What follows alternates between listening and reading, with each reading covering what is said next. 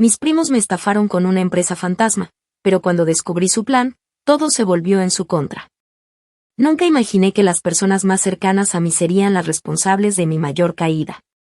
Siempre había escuchado historias sobre traiciones familiares, sobre hermanos que se robaban herencias, primos que se clavaban dinero o incluso padres que estafaban a sus propios hijos. Pero jamás pensé que yo, alguien que había construido su vida con esfuerzo y dedicación, terminaría siendo una víctima de algo tan ruin y calculado. Ahora que miro hacia atrás, veo todas las señales que ignoré, los comentarios sutiles disfrazados de bromas, las pequeñas inconsistencias en sus palabras. Los detalles que no encajaban pero que decidí pasar por alto por el simple hecho de que confiaba en ellos. Error fatal. Mi familia nunca fue particularmente unida, pero dentro de todo, manteníamos una relación cordial. Mi madre siempre me enseñó que los lazos de sangre eran importantes, que uno debía apoyarse en la familia antes que en cualquier extraño. Pero la vida me enseñó que a veces los extraños son más leales que aquellos que comparten tu apellido. Crecí con mis primos, Diego y Raúl, desde niños fuimos cercanos, aunque siempre hubo una rivalidad silenciosa. Ellos venían de una familia que no tenía la misma estabilidad económica que la mía, aunque nunca lo mencionaban abiertamente, siempre sentí que había una especie de resentimiento en la manera en la que hablaban de mis logros, como si cualquier cosa que yo consiguiera fuera vista como un capricho en lugar de algo ganado con trabajo duro. No fue hasta hace unos años que nuestros caminos volvieron a cruzarse de una manera más significativa. Para entonces, yo había logrado establecerme económicamente con un negocio propio. No era millonaria, pero vivía cómoda y sin preocupaciones. Fue en una de esas reuniones familiares donde mis primos se me acercaron con una propuesta que, en ese momento, me pareció demasiado buena para rechazar.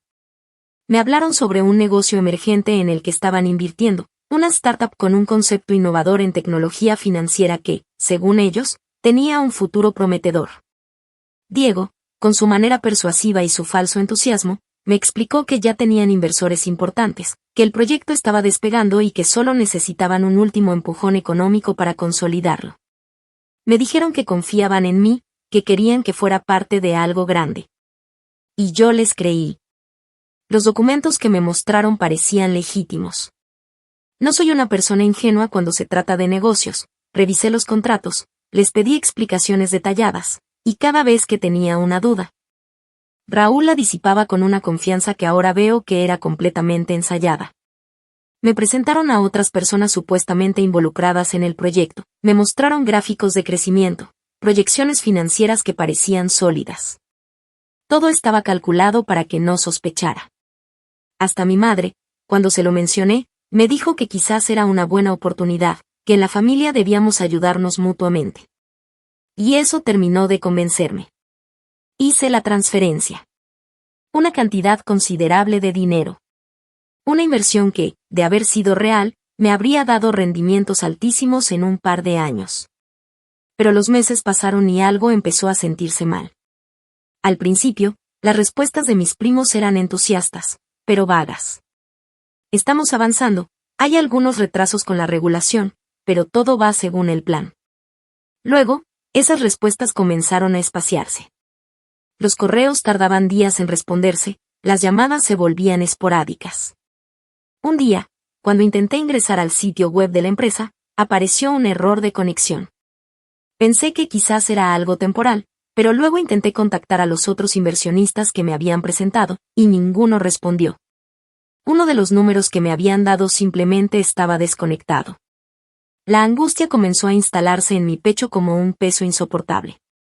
Algo estaba mal. Muy mal. Fui a buscarlos personalmente.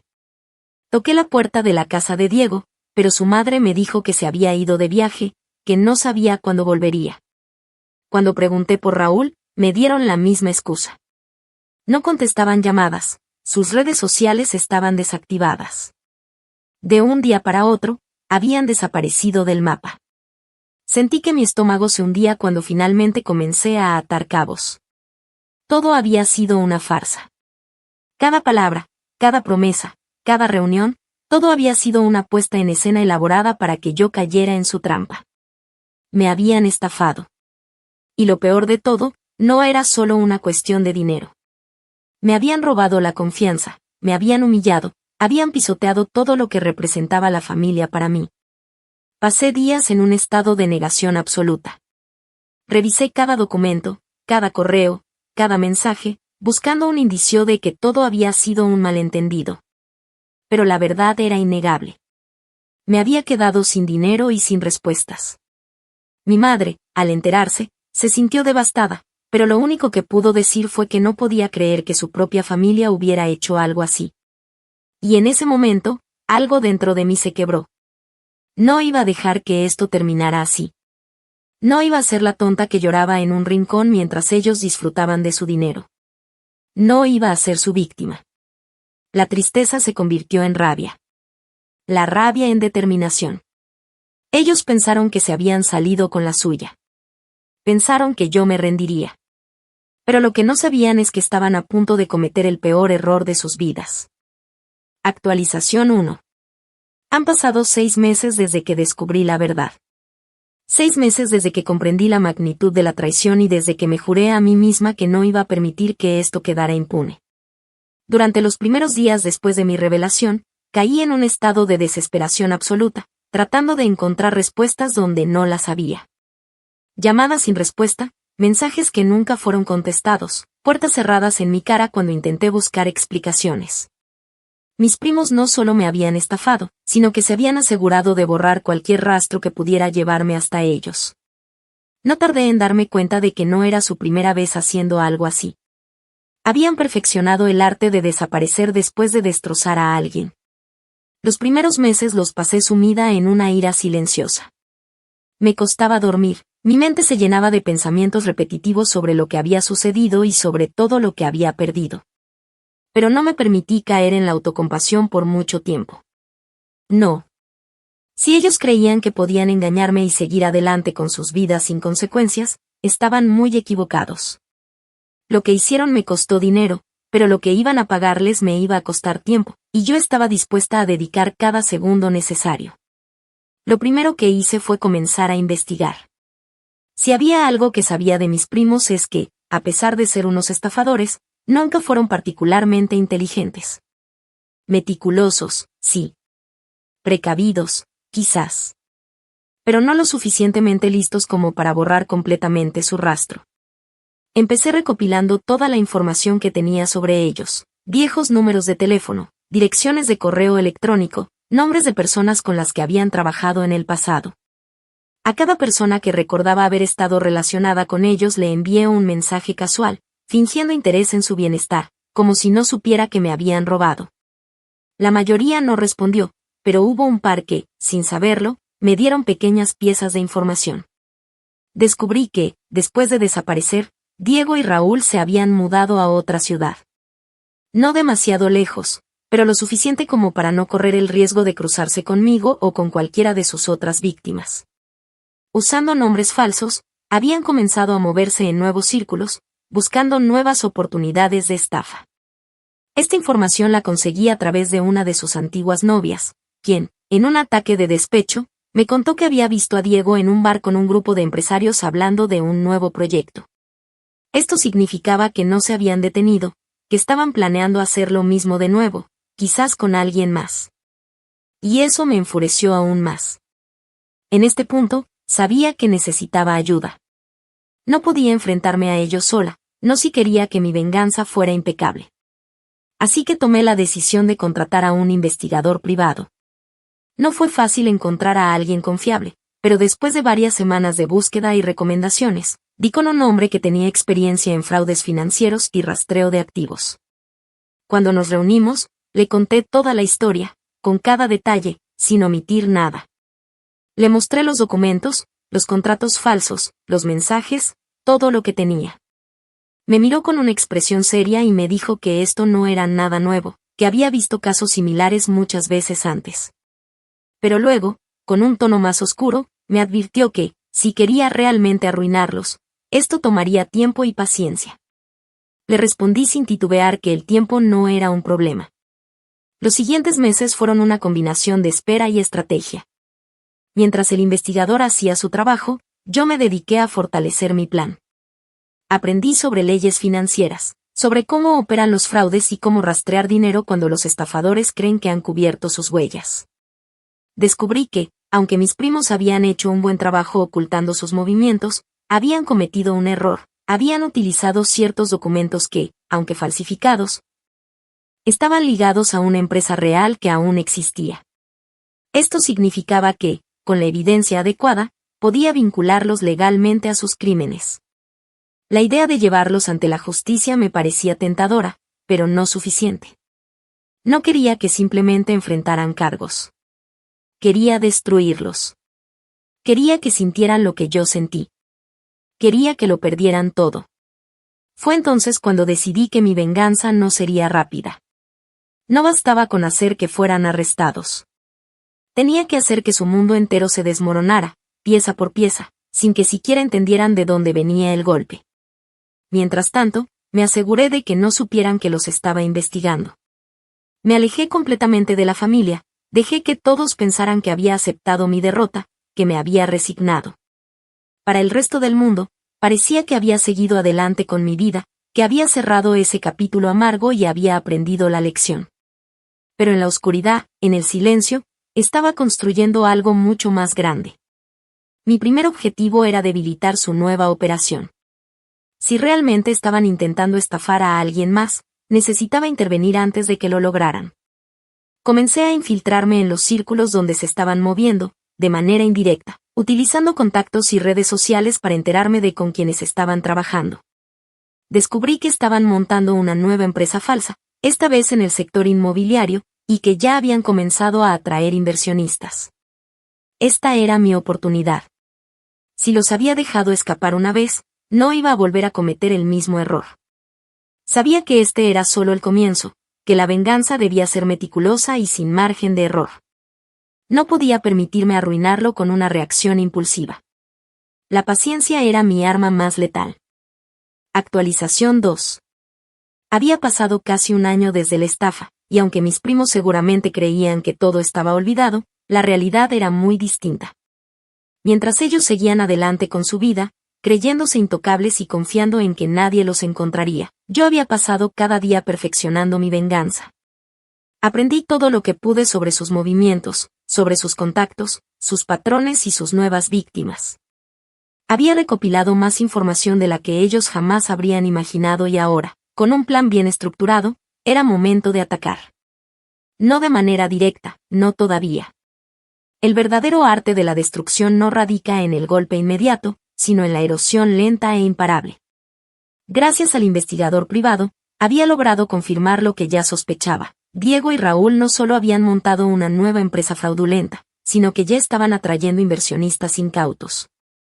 Esta vez, su estafa giraba en torno al sector inmobiliario, un esquema clásico donde vendían propiedades inexistentes con documentos falsificados. Sabía que si lograban consolidarse, escaparían nuevamente con el dinero de otra gente y desaparecerían, así que mi primer paso fue asegurarme de que nunca llegaran a ese punto. Lo primero que hice fue infiltrar dudas en su entorno. Creé perfiles falsos en redes sociales y empecé a seguir a las personas clave con las que estaban haciendo negocios. Analicé cada uno de sus movimientos en línea y me aseguré de descubrir qué contactos eran más influenciables.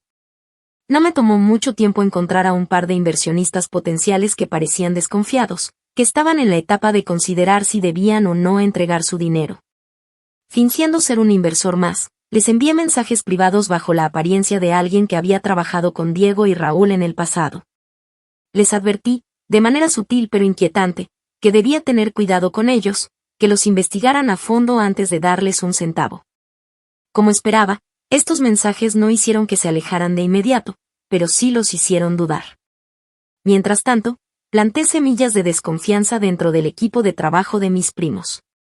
Descubrí que no estaban operando solos, esta vez habían conseguido un socio, un hombre llamado Sergio, que aparentemente tenía experiencia en el mundo de las inversiones, según mi investigación, un historial limpio. Un tipo que no tenía idea de que se había metido en un nido de víboras. Sabía que si lograba que desconfiara de ellos, todo comenzaría a desmoronarse desde adentro. A través de una serie de correos anónimos, le envié a Sergio documentos y pruebas de fraudes previos de Diego y Raúl. No tenía evidencia directa de su nueva empresa, pero sí suficientes pruebas de estafas pasadas como para que él comenzara a cuestionarse con quién estaba trabajando. Lo más interesante fue que, en lugar de enfrentarlos directamente, Sergio optó por hacer su propia investigación. Y lo que encontró lo dejó inquieto. Comenzó a cuestionar detalles en los contratos, a pedir explicaciones sobre movimientos de dinero y a mostrarse cada vez más distante. Lo mejor de todo es que mis primos ni siquiera sospechaban de dónde venía el problema. Solo sentían como, poco a poco, su operación se volvía más inestable. Pero no me detuve ahí. Mientras ellos intentaban controlar el daño en su círculo interno, yo me encargué de filtrar información en foros de negocios y grupos de inversores locales. Publiqué advertencias, siempre desde cuentas anónimas, sobre una empresa que estaba operando con contratos dudosos, utilizando prácticas sospechosas. No los mencioné directamente, pero utilicé detalles suficientes como para que cualquier persona con acceso a Google pudiera conectar los puntos. La reputación de su empresa comenzó a erosionarse antes de que siquiera pudiera despegar. Algunos inversionistas se retiraron antes de firmar, otros comenzaron a hacer demasiadas preguntas. Lo que antes era un ambiente de confianza y crecimiento, se convirtió en un juego de dudas e incertidumbre. El primer gran golpe vino cuando Sergio, tras recibir múltiples alertas, decidió retirarse del negocio y denunció internamente algunas irregularidades en las finanzas de la empresa. Este fue el principio del verdadero colapso. Mis primos, al ver que su socio ya no quería involucrarse más, entraron en modo de pánico. La desesperación los llevó a cometer errores, intentaron mover dinero a toda prisa, deshacerse de documentos que ya había conseguido copias, sobre todo, empezaron a discutir entre ellos. Sabía que esto sucedería tarde o temprano. Los estafadores son leales entre sí solo hasta que sienten que su barco se hunde. Mientras ellos luchaban por salvar su negocio, seguí golpeándolos en otros frentes. Me aseguré de que viejos conocidos, personas que aún guardaban rencor por sus fraudes anteriores, volvieran a recordar sus nombres. Algunas de las víctimas de su estafa anterior recibieron mensajes anónimos con información sobre su nueva empresa. No pasó mucho tiempo antes de que alguien hablara con un periodista local. Y entonces, todo se hizo público. Una nota en un blog financiero local comenzó a circular con rapidez. Hablaba de una supuesta empresa inmobiliaria con prácticas dudosas, vinculada a personas con un historial turbio de fraudes pasados. No se mencionaban nombres directamente, pero cualquiera que hubiera estado en su órbita lo entendería. Los inversionistas comenzaron a retirarse en masa. El negocio, que aún estaba en su etapa inicial, quedó completamente paralizado. Sin dinero, sin confianza y con la atención pública comenzando a fijarse en ellos, Diego y Raúl entraron en una espiral de desesperación. Me enteré por un contacto que los había visto en una cafetería teniendo una discusión acalorada. Se estaban culpando el uno al otro, acusándose mutuamente de haber sido descuidados. Todo según lo planeado. Actualización 3. Habían pasado varios meses desde que di el primer golpe, y el caos ya se había instalado en la vida de mis primos. Desde el exterior, cualquiera que los viera notaría que algo estaba mal. Sus movimientos eran erráticos, sus redes sociales se mantenían inactivas, y la empresa con la que pretendían estafar nuevamente había quedado prácticamente paralizada. Pero para mí, todo iba justo como lo había planeado. Sabía que no bastaba con quitarles la estabilidad financiera o sembrar dudas entre sus inversionistas. Mi venganza debía ser total. Tenía que dejarlos sin salida, sin recursos y sin manera de reconstruirse. Diego y Raúl aún no sabían que la caída apenas estaba comenzando. Después de haber socavado su reputación dentro de sus nuevos círculos, comencé a apuntar a algo mucho más grande, la exposición pública. El problema con los estafadores es que prosperan en la sombra. Operan con la confianza de que su pasado no los seguirá, que nadie hará las conexiones necesarias para exponerlos. Y eso era lo que iba a cambiar. Lo primero que hice fue recopilar todas las pruebas que había conseguido hasta ahora. No solo los documentos falsificados de la estafa que me habían hecho a mí, sino las pruebas de otras víctimas, los mensajes que mostraban inconsistencias en sus negocios, los correos que habían intercambiado con potenciales inversionistas usando nombres falsos. Tenía suficientes pruebas para demostrar que lo que hicieron no fue un simple error o un negocio que fracasó, sino un patrón de comportamiento repetitivo, Un modus operandi bien diseñado para engañar y desaparecer. Con esta información en mano, contacté a un periodista local que se especializaba en fraudes financieros. Sabía que los medios tradicionales no siempre daban prioridad a historias de estafas pequeñas, pero cuando le envié un correo detallando la cantidad de dinero involucrado, el historial de mis primos y la evidencia de su nuevo intento de estafa, su respuesta fue casi inmediata. Me pidió una reunión, y cuando finalmente nos vimos en persona, le entregué todo. Cada documento, cada prueba, cada hilo que podía ser tirado para desentrañar la red de mentiras que habían construido. No exagero cuando digo que vi cómo su rostro cambiaba mientras leía los correos. Esto es grande, dijo finalmente, cerrando la carpeta que le había entregado. Si lo verificamos y encontramos más víctimas, podríamos hacer que esto tenga un impacto real. Esperé pacientemente mientras el periodista y su equipo hacían su trabajo. Revisaron cada documento, contactaron a otras víctimas, buscaron registros financieros.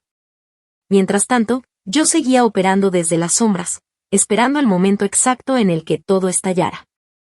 Y finalmente, lo hizo. Una mañana, un artículo titulado Los hermanos de la estafa, el fraude inmobiliario que nadie vio venir apareció en la sección de negocios de un medio digital local. El artículo era devastador. No solo detallaba la estafa actual, sino que exponía con nombres y apellidos a Diego y Raúl, enlazando su historial de fraudes pasados, testimonios de víctimas, y documentos que demostraban cómo operaban. Había entrevistas con inversionistas que habían estado a punto de caer en su trampa, declaraciones de antiguos socios que confirmaban que siempre habían sido deshonestos. El impacto fue inmediato. En cuestión de horas, el artículo comenzó a circular en redes sociales. Algunos de los afectados compartieron sus experiencias en los comentarios, denunciando públicamente lo que habían hecho mis primos. Personas que los conocían comenzaron a hacer preguntas. Los clientes potenciales de su empresa, aquellos pocos que aún creían en el negocio, desaparecieron por completo. Y lo mejor de todo, la policía tomó interés en el caso. Verás, hasta ese momento, lo que mis primos habían hecho era un delito, sí, pero sin presión pública. Las denuncias individuales a veces tardaban años en procesarse. Pero con una exposición mediática de esa magnitud, la situación cambió. 2 días después de la publicación del artículo, recibí una notificación de que las autoridades financieras habían abierto una investigación formal sobre sus actividades. Ahora ya no solo los estaban rechazando socialmente, ahora estaban siendo perseguidos legalmente. No tardé en enterarme de que, tras el artículo, la reacción de Diego y Raúl fue desesperada. Según algunos contactos, intentaron contactar a sus inversionistas para asegurarles que todo era una campaña de desprestigio. Pero ya era demasiado tarde. Nadie les creyó. Algunos socios les exigieron pruebas de que la empresa era legítima, documentos reales, registros contables, y por supuesto, ellos no tenían nada. Todo lo que podían hacer era ver cómo el imperio de mentiras que habían construido se desmoronaba a su alrededor. No pasó mucho tiempo antes de que uno de sus antiguos inversionistas los denunciara formalmente. Una persona que, después de leer el artículo, decidió que no iba a dejar que escaparan con su dinero. Sabía que con esa denuncia vendrían más, que una vez que el proceso legal se pusiera en marcha, sería imparable. Y entonces, sucedió lo inevitable. Una tarde, recibí un mensaje anónimo con una fotografía adjunta. En la imagen, Diego y Raúl estaban en una estación de policía, esperando ser atendidos, con expresiones de puro pánico en el rostro. No había información clara sobre si los habían llamado para declarar o si ya había una orden formal contra ellos, pero lo que sí era claro es que estaban atrapados. Ese día dormí mejor de lo que había dormido en meses. Actualización 4. Habían pasado unas semanas desde la publicación del artículo y la situación de Diego y Raúl ya era insostenible. Sus nombres circulaban por todos lados, sus contactos los evitaban y las puertas que antes se les abrían con facilidad ahora estaban cerradas para siempre. Pero lo mejor de todo era que la policía había comenzado a investigar sus actividades de manera formal. Las denuncias empezaron a acumularse, ya no era solo la mía ni la de unas cuantas víctimas, sino un verdadero alud de personas que, tras ver la exposición pública, encontraron el valor para contar sus historias y exigir justicia. Se estaban quedando sin tiempo y lo sabían. Pero incluso en medio de su caída, mis primos intentaron aferrarse a la poca dignidad que les quedaba. Sabía que estaban desesperados, intentando limpiar su imagen, buscando la manera de salir del problema sin consecuencias reales. Y yo no iba a permitirlo. Me aseguré de seguir presionando en los lugares adecuados, de seguir moviendo los hilos invisibles que los mantenían atrapados en la tormenta que yo misma había desatado. Una de las primeras cosas que hice fue contactar a los inversionistas que aún tenían esperanzas de recuperar su dinero. Usando una identidad falsa, logré infiltrarme en los foros y grupos donde discutían la situación y les proporcioné información sobre los bienes ocultos de mis primos. Sabía que aún tenían algo de dinero escondido en cuentas que no habían declarado y en propiedades compradas bajo otros nombres. Y lo más importante, sabía que las autoridades financieras estarían muy interesadas en esa información. No pasó mucho tiempo antes de que las investigaciones avanzaran a una nueva etapa. Las cuentas bancarias de mis primos comenzaron a ser congeladas, sus movimientos financieros fueron rastreados y cada irregularidad salió a la luz. Ya no podían mover dinero ni deshacerse de activos sin levantar sospechas. Intentaron vender algunas propiedades de manera apresurada, pero la noticia ya se había difundido y nadie quería hacer negocios con ellos. No solo estaban arruinados públicamente, sino que financieramente estaban en una trampa sin salida. Lo más irónico fue ver cómo se traicionaban entre ellos. Antes de todo esto, siempre se presentaban como una dupla inseparable, dos primos que trabajaban juntos, que se cubrían las espaldas. Pero ahora, cuando el peligro era real, cuando sentían que la cárcel era una posibilidad, su lealtad se desmoronó en cuestión de días. Raúl fue el primero en quebrarse. A través de un contacto dentro del sistema judicial, supe que había intentado negociar una reducción de cargos a cambio de testificar en contra de Diego. Un hermano de sangre traicionando al otro para salvar su propia piel. Pero lo mejor de todo fue cuando Diego, al enterarse de lo que estaba haciendo su primo, intentó adelantarse con su propia versión de los hechos. Corrió a las autoridades para ofrecer información sobre Raúl, asegurando que él solo había sido un intermediario, que nunca había tenido la intención de estafar a nadie, que todo había sido idea del otro. La cobardía en su máxima expresión. Mientras ellos se destruían mutuamente, yo me aseguré de que el daño fuera irreversible. Usando un correo anónimo, envié a varios periodistas información sobre las declaraciones contradictorias que estaban haciendo. El escándalo creció aún más. Ya no era solo una historia de fraude, ahora era una historia de traición familiar, de criminales que se pisoteaban entre sí para evitar el castigo. Los medios se aseguraron de seguir cubriendo el caso. Los titulares se volvieron más agresivos. Primos estafadores se traicionan para evitar la cárcel, red de fraude en colapso, las mentiras de Diego y Raúl expuestas, familia de estafadores al descubierto. Se habían convertido en una vergüenza pública. Y entonces, finalmente, llegó el día que había estado esperando. Recibí un mensaje de un viejo contacto dentro del sistema judicial, una sola frase que me hizo sentir un nivel de satisfacción que nunca había experimentado antes: los arrestaron. Diego y Raúl fueron detenidos en plena calle, esposados frente a todos. No en la privacidad de su hogar, no en una oficina donde podían negociar su salida, sino en público, ante la mirada de extraños que grabaron el momento y lo subieron a internet. En cuestión de horas, los videos de su arresto se hicieron virales. En ellos, se podía ver la expresión de pura desesperación en sus rostros, la impotencia de saber que ya no había nada que pudieran hacer. Los cargos en su contra eran sólidos. Fraude, lavado de dinero, falsificación de documentos. No era solo una acusación, era un caso bien construido con pruebas, testigos y suficiente material para asegurarse de que no pudieran salir fácilmente. Las leyes financieras pueden ser complicadas, pero cuando las pruebas son abrumadoras, no hay escapatoria. Y lo mejor de todo fue que, al final, ni siquiera tuvieron el dinero para pagar una buena defensa. Se los llevaron sin ceremonia, sin dignidad, sin la arrogancia con la que habían vivido sus vidas. Sus propios familiares los rechazaron, sus antiguos amigos fingieron no conocerlos. Estaban completamente solos, y yo lo había conseguido. Esa noche, abrí una botella de vino y observé las noticias. Mi historia no estaba en primera plana, claro, pero para mí no importaba. Porque la victoria no se trataba de la gloria pública, sino de la certeza de que ellos estaban donde debían estar. Y lo mejor de todo, es que aún quedaba un último acto por ejecutar. El verdadero final aún estaba por llegar. Actualización 5. Habían pasado algunos meses desde que mis primos fueron arrestados, y con cada día que pasaba, su caída se volvía más profunda, más irreversible. Todo lo que habían construido, basado en mentiras, manipulación y avaricia, se había desmoronado de la manera más humillante posible. Los fraudes, las traiciones y la desesperación los habían llevado exactamente al lugar en el que merecían estar, destruidos, solos y sin esperanza. La última vez que escuché sobre ellos, su situación no podía ser peor. Después de meses de proceso judicial, los cargos en su contra habían sido formalizados y sus condenas estaban prácticamente aseguradas.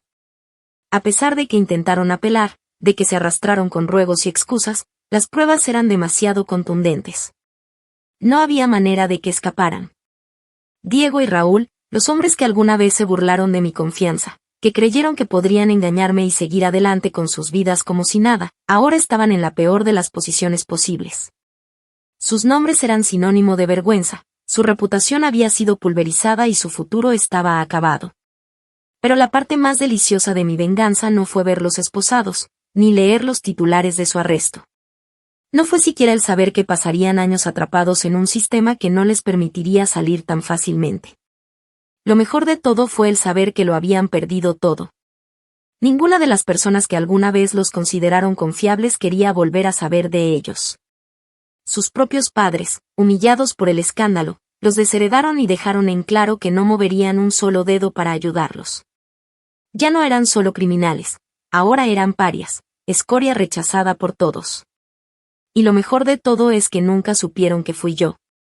Nunca pudieron conectar los puntos, nunca se dieron cuenta de que cada pieza de su caída fue cuidadosamente orquestada. Seguramente en algún punto sospecharon, pero ya era demasiado tarde. Porque el verdadero arte de la venganza no está en el castigo inmediato, sino en la destrucción lenta y meticulosa. Ahora, mi vida sigue adelante. Recuperé lo que pude, no en términos de dinero, pero sí en algo mucho más importante, el equilibrio. Pude dormir sin rencor, sin ese peso en el pecho de saber que alguien me había traicionado sin consecuencias. Porque al final, conseguí lo que quería. Y si algo aprendí de todo esto, es que hay personas que solo aprenden una lección cuando la caída es lo suficientemente dolorosa. Ellos pensaron que habían ganado. Pero yo fui quien se rió al final.